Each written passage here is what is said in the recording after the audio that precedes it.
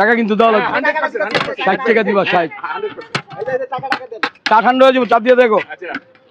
এটারও রাইস কত, 30 টাকা, হালকা একটু ঝাল, একটা পেঁয়াজ, একটা কাঁচা লঙ্কা, 1 পিস চিকেন।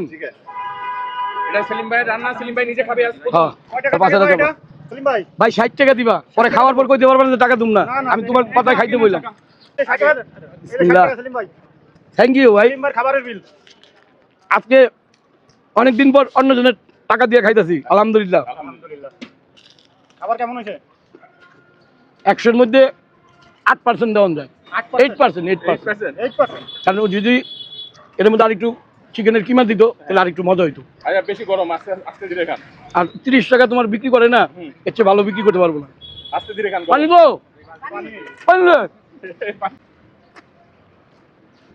বলতে পারি না, কি নিয়ে খাওয়াইছো, আল্লাহ তোমার মনের আশা পূর্ণ করুক।